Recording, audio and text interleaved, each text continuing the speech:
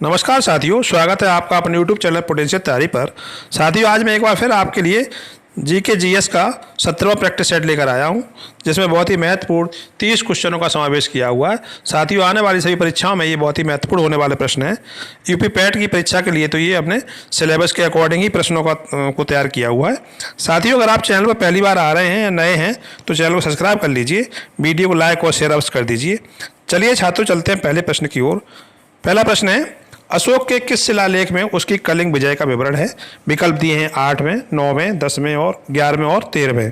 तो साथियों, अशोक ने अपने शासनकाल में चतुर्दश बृहद शिलालेख लिखवाए थे।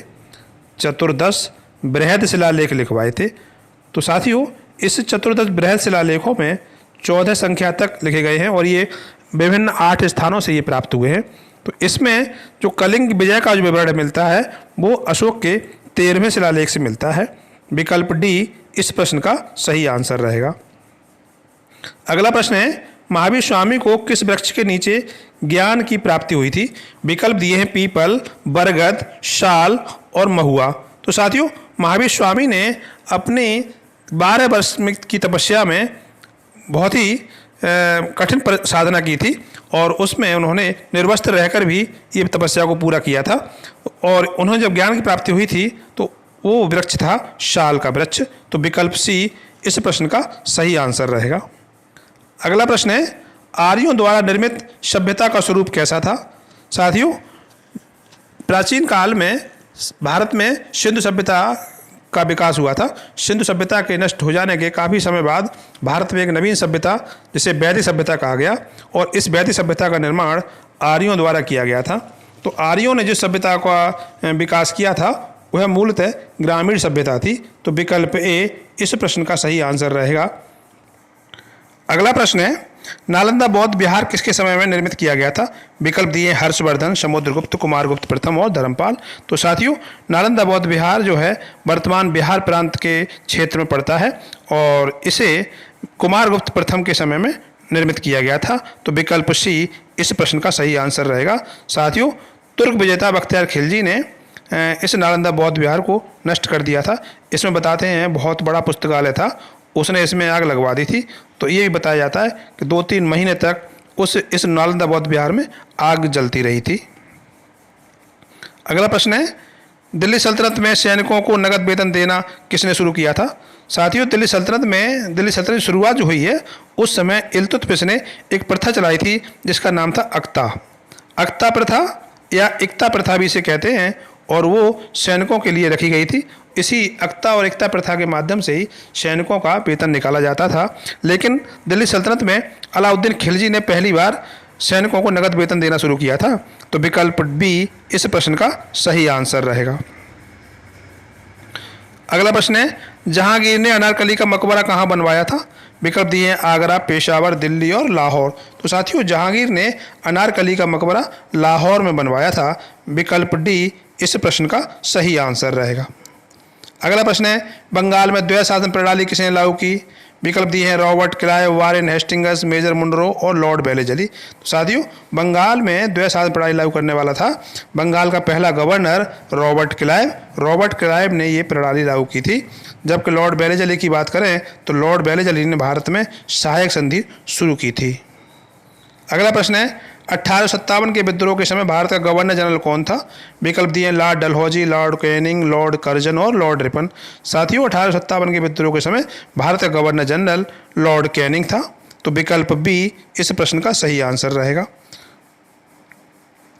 अगला प्रश्न है, कांग्रेस के किस अधिवेशन में गरम दल और नरम दल एक हो गए थे? विकल्प दिए हैं 1905 बनारस, 1906 कलकत्ता, 1907 सूरत, 1916 लखनऊ। तो साथियों, 1916 लखनऊ इस प्रश्न का सही आंसर रहेगा। लखनऊ पैक्ट हुआ था, उसमें कांग्रेस के जो गरम दल और नरम दल एक हो गए थे। साथ में कांग्रेस के साथ मुस्लिम लीग का भी समझौता हो गया था। कांग्रेस के साथ मुस्लिम लीग का भी समझौता हुआ था। इसलिए लखनऊ के जो 1916 के अधिवेशन को लखनऊ पैक्ट के नाम से जाना जाता है। अगला प्रश्न है, भारत में खिलाफत आंदोलन शुरू करने का श्रेय किसे जाता है? विकल्प दिए हैं मोहम्मद अली जिन्ना, महात्मा गांधी, खान अब्दुल गफ्फार खां और अली बंधु। तो साथियों, भारत में खिलाफत आंदोलन की शुरुआत जो हुई थी वो तुर्की के ऑटोमन साम्राज्य की को बचाने के लिए अली बंधुओं द्वारा की गई थी। तो विकल्प डी इस प्रश्न का सही आंसर रहेगा। अली बंधुओं में दो भाई थे जिनका नाम था मोहम्मद अली और दूसरा था शौकत अली। इन दोनों ने मिलकर ये खिलाफत आंदोलन चलाया था और महात्मा गांधी ने भी एक बार इसकी अध्यक्षता की थी। और असहयोग आंदोलन के दौरान खिलाफत आंदोलन और असहयोग आंदोलन दोनों एक हो गए थे। और खान अब्दुल गफ्फार खां की बात करें तो इन्हें सीमांत गांधी कहा जाता है और इन्होंने लाल कुर्ती आंदोलन चलाया था। अगला प्रश्न है, तकला मकान मरुस्थल किस देश में विस्तृत है? विकल्प दिए हैं मंगोलिया, चिली, चीन और सऊदी अरब। तो साथियों, तकला मकान जो मरुस्थल है वो चीन में विस्तृत है। तो विकल्प सी इस प्रश्न का सही आंसर रहेगा। अगर मंगोलिया में बात करें, मंगोलिया में जो मरुस्थल है उसका नाम है गोबी। चिली में आटाकामा मरुस्थल है। पेंटागोनिया जो है अर्जेंटीना में है। आटाकामा चिली में है और सऊदी अरब में जो है वो रूबल खाली मरुस्थल है। इस प्रकार से इस प्रश्न का सही आंसर रहेगा चीन, विकल्प सी। अगला प्रश्न है, उत्तर अमेरिका महाद्वीप की सबसे ऊंची चोटी कौन सी है? विकल्प दिए कोशिशको। बताते चले साथियों, कोशिशको जो है वो ऑस्ट्रेलिया की सबसे ऊंची चोटी है। ऑस्ट्रेलिया की सबसे ऊंची चोटी है। डेनाली, ये इस प्रश्न का आंसर है। विकल्प बी, डेनाली को पहले माउंट मैकिनले के नाम से जानते थे और ये उत्तर अमेरिका महाद्वीप की सबसे ऊंची चोटी है। और एलब्रुस की अगर बात करें तो ये यूरोप की सबसे ऊंची चोटी है और किलिमंजारो अफ्रीका महाद्वीप की सबसे ऊंची चोटी है। अगला प्रश्न है, अखिल भारतीय आयुर्विज्ञान संस्थान कहाँ स्थित है? तो विकल्प दिए हैं दिल्ली, लखनऊ, हैदराबाद और चंडीगढ़। तो साथियों, अखिल भारतीय आयुर्विज्ञान संस्थान जिसे ऑल इंडिया या एम्स के नाम से जानते हैं और यह हमारे भारत के राजधानी दिल्ली में स्थित है। विकल्प ए इस प्रश्न का सही आंसर रहेगा।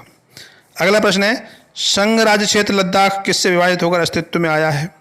विकल्प दिए पंजाब, जम्मू कश्मीर, हिमाचल प्रदेश और उत्तराखंड। तो साथियों, लद्दाख जो है, लद्दाख में मात्र दो जिले हैं, एक है लेह और एक है कारगिल। ये दो जिलों का एक केंद्र शासित प्रदेश है और ये जम्मू कश्मीर से विभाजित होकर अस्तित्व में आया है। विकल्प बी इस प्रश्न का सही आंसर रहेगा। अगला प्रश्न है, लोकसभा की प्रथम बैठक कब हुई थी? विकल्प दिए 17 अप्रैल 1952, 13 मई 1952, 19 मई 1952 और 26 जनवरी 1950। तो साथियों, लोकसभा की जो पहली बैठक हुई थी वो 13 मई 1952 को हुई थी। तो विकल्प बी इस प्रश्न का सही आंसर रहेगा। साथियों, अगर अभी तक आपने चैनल सब्सक्राइब नहीं किया है तो कृपया करके चैनल को सब्सक्राइब कर लें और वीडियो को लाइक और शेयर अवश्य कर दें। अगला प्रश्न है, संयुक्त राष्ट्र संघ का मुख्यालय कहाँ है? तो विकल्प दिए हैं न्यूयॉर्क, वाशिंगटन डीसी, क्यूबेक और मॉन्ट्रियल। साथियों, न्यूयॉर्क और वाशिंगटन डीसी ये संयुक्त राज्य अमेरिका के शहर हैं और क्यूबेक और मॉन्ट्रियल ये कनाडा के शहर हैं।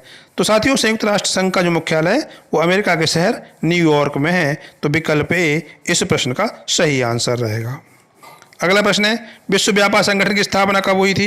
विकल्प दिए हैं 1948, 1945, 1995 और 2005। तो साथियों, विश्व व्यापार संगठन यानी WTO इसकी जो स्थापना हुई थी वो 1985 में हुई थी। विकल्प सी इस प्रश्न का सही आंसर है। अगर विश्व व्यापार संगठन की पूर्ववर्ती संगठन की बात करें तो पूर्ववर्ती संगठन इसका गैट था। जो गैट की स्थापना 1948 में हुई थी और इसका मेन जो हेड ऑफिस है, मुख्यालय है, वो जिनेवा में बनाया गया था और विश्व व्यापार संगठन का मुख्यालय भी जिनेवा में ही है। तो गैट का नाम बदलकर 1995 में WTO कर दिया गया, जिसे विश्व व्यापार संगठन के नाम से जानते हैं। अगला प्रश्न है, उत्तर प्रदेश के विधान परिषद में सदस्य संख्या कितनी है?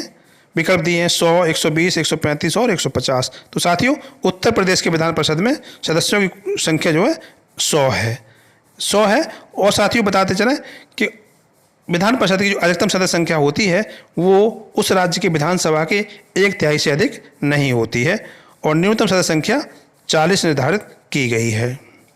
अगला प्रश्न है, शांति निकेतन की स्थापना किसने की थी? विकल्प दिए हैं स्वामी विवेकानंद, स्वामी दयानंद सरस्वती, ज्योतिबा फुले और देवेंद्रनाथ टैगोर। तो साथियों, शांति निकेतन की स्थापना की बात यहाँ की जा रही है तो एक्चुअल में स्थापना तो विकल्प डी देवेंद्रनाथ टैगोर ने की थी, लेकिन इसका जो नाम रोशन हुआ है, फेमस हुआ है, वो रविन्द्रनाथ टैगोर के समय हुआ है और मूल रूप से संस्थापक इसके देवेंद्रनाथ टैगोर थे। विकल्प डी इस प्रश्न का सही आंसर रहेगा। अगला प्रश्न है ओजोन दिवस किस तिथि को मनाया जाता है? विकल्प दिए 5 सितंबर, 14 सितंबर, 16 सितंबर और 19 अक्टूबर। साथियों सभी डेट्स की दिवस बताऊंगा। 5 सितंबर को शिक्षक दिवस मनाया जाता है, 14 सितंबर को हिंदी दिवस मनाया जाता है, 16 सितंबर को ओजोन दिवस मनाया जाता है, 19 अक्टूबर को विश्व शौचालय दिवस मनाया जाता है। तो साथियों ओजोन दिवस किस तिथि को मनाया जाता है? विकल्प सही रहेगा इसका सी, 16 सितंबर सही आंसर है। अगला प्रश्न है रिंग ऑफ फायर किस महासागर का क्षेत्र है? विकल्प दिए हैं प्रशांत महासागर, हिंद महासागर, दक्षिणी महासागर और अटलांटिक महासागर। तो साथियों रिंग ऑफ फायर जो है ये भूकंपीय और ज्वालामुखी वाला क्षेत्र है और यह प्रशांत महासागर में स्थित है। प्रशांत पेटी में विश्व के लगभग 2/3 से ज़्यादा भूकंप आते हैं और ज्वालामुखी की संख्या भी यहाँ पर बहुत है और उस एरिया को रिंग ऑफ फायर कहा जाता है। यह विस्तार जो है प्रशांत महासागर में है। अगला प्रश्न है कौन सी भूकंपी तरंग सर्वाधिक विनाशकारी होती है? साथियों भूकंपी तरंगें 3 होती हैं, प्राथमिक यानी पी तरंग, द्वितीयक इसको एस तरंग कहते हैं, तृतीयक इसको एल तरंग कहते हैं। 3 तरंगों में सर्वाधिक विनाशकारी जो होती है वो तृतीयक तरंगें होती हैं। विकल्प सी इस प्रश्न का सही आंसर रहेगा। तृतीय तरंगों को पृष्ठीय तरंगें भी कहते हैं, पृष्ठीय तरंगें भी कहते हैं। और इसके अलावा इनकी जो चाल होती है वो जिगजैग होती है और ये भूकंप केंद्र पर अधिकेंद्र पर सबसे बाद में पहुंचती हैं और ये विनाशकारी होती हैं। गति की बात करें तो इनकी गति भी सबसे कम होती है। सबसे तेज़ गति प्राथमिक पी वेव्स की होती है और उसके बाद ही इसकी सेकंड वेव की होती है, सेकेंडरी वेव की, और जो एल वेव होती है इनकी गति सबसे कम होती है और सर्वाधिक विनाशकारी भी यही होती हैं। अगला प्रश्न है निम्न में से किसे भूमध्य सागर का प्रकाश स्तंभ कहा जाता है? विकल्प दिए हैं किलायु, मोना लुआ, कोटोपैक्सी और स्ट्राम्बोली। तो साथियों बताते चले किलायु जो है विश्व का सबसे सर्वाधिक सक्रिय ज्वालामुखी है और ये यूएसए के हवाई द्वीप पर स्थित है। सर्वाधिक सक्रिय ज्वालामुखी की बात कर ले कभी की जाए तो इसका उत्तर किलायु होता है। और मोना लुआ जो है ये भी हवाई द्वीप पे है और ये पृथ्वी का सबसे बड़ा ज्वालामुखी है। कोटोपैक्सी ये भी सक्रिय ज्वालामुखी इक्वाडोर में है। स्ट्राम्बोली जो है भूमध्य सागर के लिपारी द्वीप में है और इसी को भूमध्य सागर का प्रकाश स्तंभ कहा जाता है। विकल्प डी स्ट्राम्बोली इस प्रश्न का सही आंसर रहेगा। अगला प्रश्न है सूर्य के सबसे नज़दीक ग्रह कौन सा है? विकल्प दिए शुक्र, मंगल, बुध और शनि। तो साथियों सूर्य के सबसे नज़दीक ग्रह बुध है। विकल्प सी इस प्रश्न का सही आंसर रहेगा। अगला प्रश्न है चंद्रमा पर काले धब्बों वाले क्षेत्र को क्या नाम दिया गया है? विकल्प दिए sea of peace, sea of tranquillity, sea of humanity, sea of morality. साथियों चंद्रमा पर काले धब्बों वाले क्षेत्र को जो नाम दिया गया है उसका सही आंसर रहेगा विकल्प बी, सी ऑफ ट्रैंक्विलिटी। इसे हिंदी में अगर बात करें तो इसे शांति सागर कहते हैं, इसे शांति सागर कहते हैं। और यहीं पर जो प्रथम समानव यान गया था, चंद्रयान गया था अपोलो 11, वो यहीं उतारा गया था शांति सागर पर। और उसी अपोलो 11 यान में नील आर्मस्ट्रॉन्ग ने चंद्र तल पर पहला कदम रखा था, जो उसी से गए थे। जैसे उस अपोलो 11 में 3 लोग गए थे, नील आर्मस्ट्रॉन्ग, माइकल कोलिंस और एडविन एल्डन जूनियर। तो जिनमें से तीनों में से नील आर्मस्ट्रॉन्ग ने चंद्र तल पर पहला कदम रखा था। अगला प्रश्न है संविधान के किस भाग में मूल अधिकारों का वर्णन है? विकल्प दिए भाग 3, भाग 4, भाग 5 और भाग 9। तो साथियों संविधान के भाग 3 में मूल अधिकारों का वर्णन है, तो विकल्प ए इस प्रश्न का सही आंसर रहेगा। अगर भाग 4 की बात करें तो इसमें राज्य के नीति निर्देशक तत्वों का वर्णन है, उल्लेख है। भाग 5 में संघ के बारे में बताया गया है और भाग 9 में पंचायतों का प्रावधान दिया गया है। अगला प्रश्न है संकटग्रस्तों व लुप्त प्राय प्रजातियों का दस्तावेजीकरण किसमें किया जाता है? विकल्प दिए हैं white paper book, green data book, red data book और पिंक डाटा बुक। तो साथियों जो प्रजातियां, जीव जंतुओं की प्रजातियां संकटग्रस्त हैं या लुप्त होने कगार पर हैं उनका अंकन किया जाता है वो रेड डाटा बुक में किया जाता है। विकल्प सी रेड डाटा बुक इस प्रश्न का सही आंसर रहेगा। अगला प्रश्न है उत्तर प्रदेश दिवस की तिथि को मनाया जाता है? विकल्प दिए 10 जनवरी, 24 जनवरी, 25 जनवरी और 30 जनवरी। साथियों सभी विकल्पों के बारे में बात करते हैं तो 10 जनवरी को विश्व हिंदी दिवस मनाया जाता है, 24 जनवरी को उत्तर प्रदेश दिवस मनाया जाता है, 25 जनवरी को राष्ट्रीय मतदाता दिवस मनाया जाता है और 30 जनवरी को शहीद दिवस मनाया जाता है। तो साथियों विकल्प बी 24 जनवरी इस प्रश्न का सही आंसर रहेगा। अगला प्रश्न है डूरंड कप किस खेल से संबंधित है? विकल्प दिए हैं हॉकी, टेनिस, वॉलीबॉल और फुटबॉल। तो साथियों डूरंड कप जो है वो फुटबॉल का से संबंधित कप है। तो विकल्प डी इस प्रश्न का सही आंसर रहेगा। साथियों अंतिम प्रश्न है अभिज्ञान शाकुंतलम नामक किसकी रचना है? विकल्प दिए वाराहमिहिर, कालिदास, कल्लड़ और जयदेव। तो साथियों अभिज्ञान शाकुंतलम जो पुस्तक है उसके रचनाकार कालिदास हैं। महाकवि कालिदास संस्कृत के प्रकांड विद्वान, इन्होंने अभिज्ञान शाकुंतलम नामक रचना की और इस अभिज्ञान शाकुंतलम जो रचना है इसमें दुष्यंत और शकुंतला की कहानी है। वाराहमिहिर की अगर बात करें तो ज्योतिष वैज्ञानिक थे ये और इन्होंने ज्योतिष पर पंच सिद्धांतिका नामक पुस्तक लिखी है। कल्लड़ ने एक राजतरंगिणी लिखी है जिसमें कश्मीर का इतिहास मिलता है और जयदेव की जो रचना है वो गीत गोविंद है, बहुत ही फेमस पुस्तक है। साथियों अगर अभी तक आपने चैनल सब्सक्राइब नहीं किया है तो कृपया करके चैनल सब्सक्राइब कर लें, वीडियो को लाइक और शेयर अवश्य कर दें। धन्यवाद।